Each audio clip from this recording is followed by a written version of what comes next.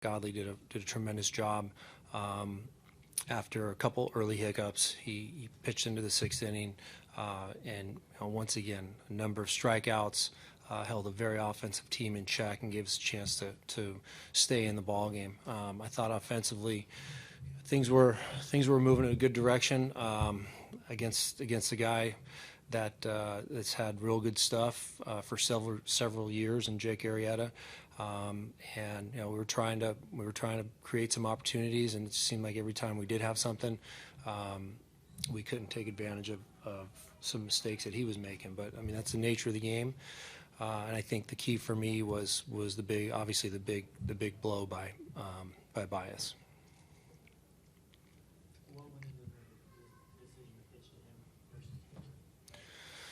Well, I just think traditionally Baez doesn't have a tremendous amount of success when you're comparing left-right splits. I just like the matchup. I think all indications were pointing towards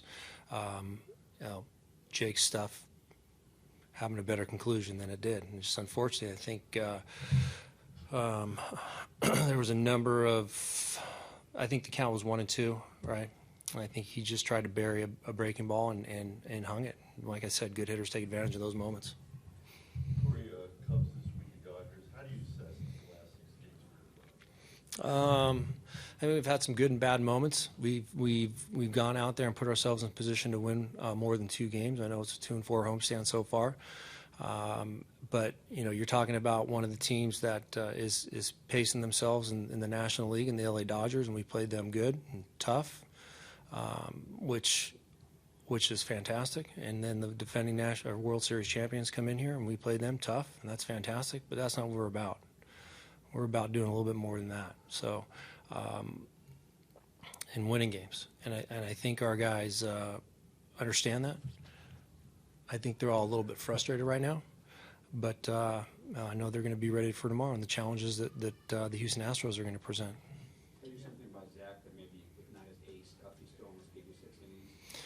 Yeah, you could see that he was grinding. I think he had good shape to breaking ball. He was breaking ball early, and then the fastball maybe wasn't exactly where he wanted it. And I know there was a slip and fall that led to one of the runs where there's a swing and miss strikeout, and unfortunately got away from the catcher. But those aren't typical things that you see every day, and things may have not been as crisp and as sharp throughout the entire day for Zach. But he did a great job.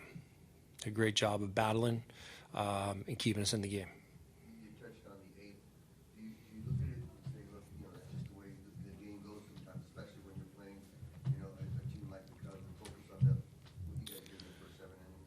Well, yeah. I mean, we can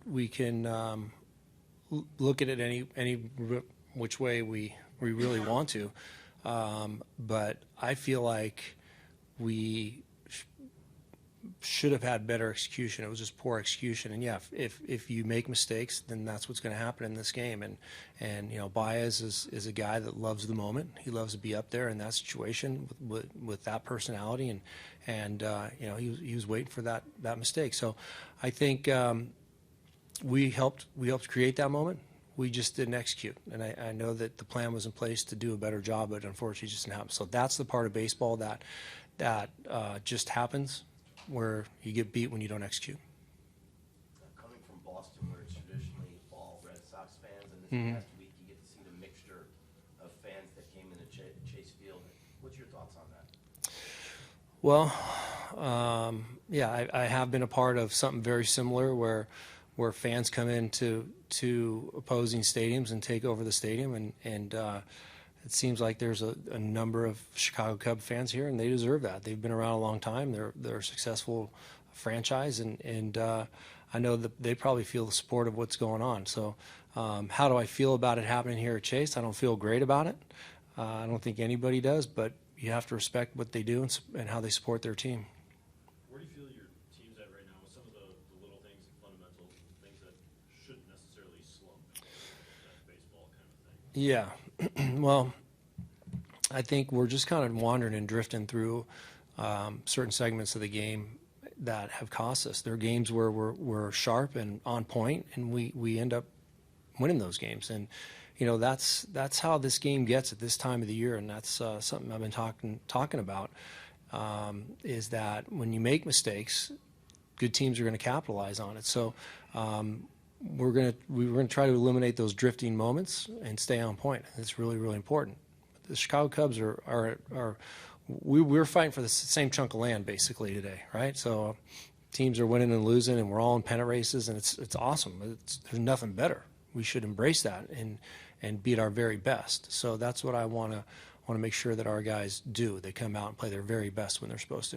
Does it help when you can pinpoint and say, we weren't sharp here and we can fix that, versus just bad luck? Or Yeah, there's certain times I think that we're just unlucky, and we hit a couple balls right at some guys, and I can't remember exactly which game it was. We had men on first and second base against the Dodgers, and we crushed a couple balls in the first inning where we didn't have anything to show for it when we walked off the field. So to me, that's unlucky, but those are moments that I can live with. And I just guess the fundamental parts of the game where we break down and don't make plays or make pitches or have the right approach offensively. Those are the drifting moments that I think we're talking about, and it's that time of the year. That's what happens. It's August. Guys are tired and they're cranky, and things get away from you a little bit. So that's when we need to be mentally tough, and I think this group is mentally tough. I think they're going to be ready and focused for tomorrow.